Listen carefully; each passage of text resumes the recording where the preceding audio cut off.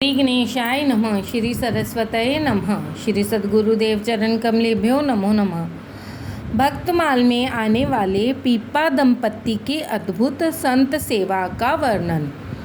कोटा राज्य के अंतर्गत गांगरोन के नरेश श्री पीपा जी ने समस्त राज्य एवं संपत्ति का त्याग करके काशी जाकर आचार्य स्वामी श्री रामानंद जी से दीक्षा ग्रहण की थी।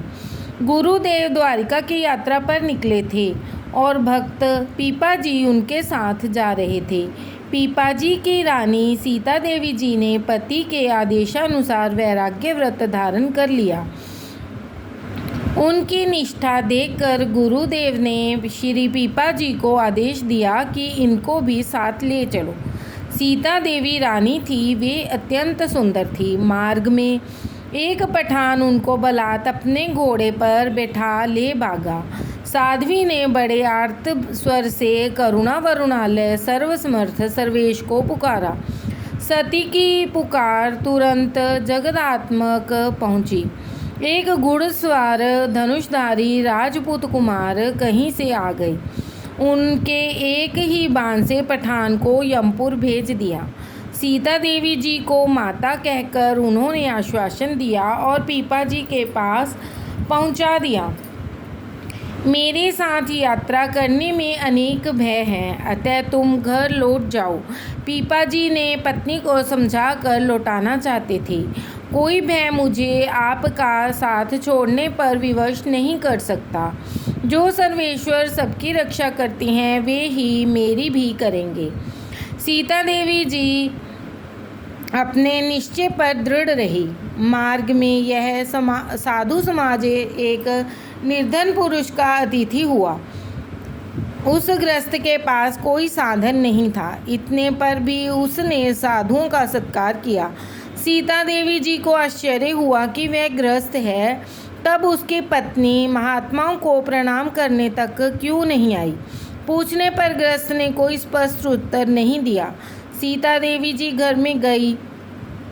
बहुत ढूंढने पर उसकी स्त्री एक अन्न भरने के मिट्टी के कोठे में छिपी मिली। बेचारी नग्न थी। गृहस्थ ने उसकी एकमात्र साड़ी बेचकर साधुओं का सत्कार किया था।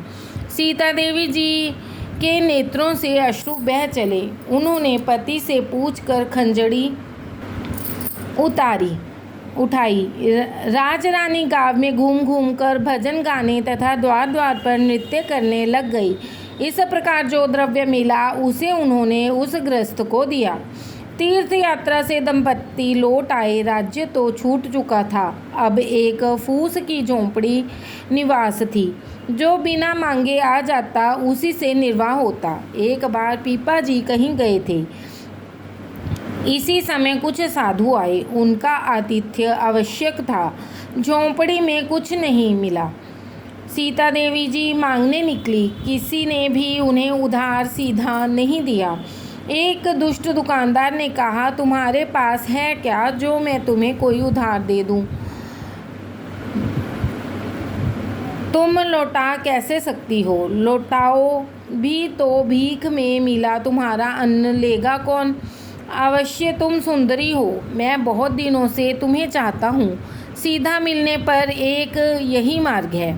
कुछ सोचकर सीता देवी जी ने रात्रि में उसके समीप आना स्वीकार कर लिया। वे वहाँ से यथेच्छा वस्तुएं ले आई। साधुओं का भली प्रकार सत्कार हुआ। वे आशीर्वाद देकर चले गए। पीपा जी सायंकाल लौटे। सीता देवी जी ने सब बातें पति से कहीं। किसका साहस है कि एक सच्ची सती का स्पर्श कर सके? मुझे इस पर विश्वास है, मैं निश्चिंत हूँ। चाहे जो हो, तुम्हें ठीक रीति से जाकर अपने वचन पूरे करने चाहिए। ऐसे जाने से तो तुम्हारा स्वरूप ही नष्ट हो जाएगा। पीपा जी ने पत्नी को समझाकर कंधे पर बैठाया और ताड़पत्र का छाता लगाकर ले गए। बड़ी तीव्र वृष्टि हो रही थी। मार्ग कीचड़ से पूर्ण हो गया था। दुकानदार के द्वार पर जाकर भक्त पीपा जी ने पत्नी को भीतर भेज दिया और स्वयं द्वार पर बैठे रहे। हैं, आपके तो पैर भी नहीं भीगे हैं, आप आई कैसे? सीता देवी जी को देखकर दुकानदार पैर धोने को जल ले आया था। वह प्रतीक्षा ही कर रहा था। उनको देखते ही उसे बड़ा आश्चर्य हुआ। सीता देवी जी ने उसे बताया कि ये मेरे पति देव मुझे ले आए हैं। माता, क्षमा करो। दुकानदार के हृदय में बड़ा भारी धक्का लगा। वह रोकर उनके चरणों में गिर पड़ा। बाहर आकर भक्त पीपा जी के उसने पैर पकड़े। सती की कृपा के फलस्वरूप उसका हृदय शुद्ध हो गया।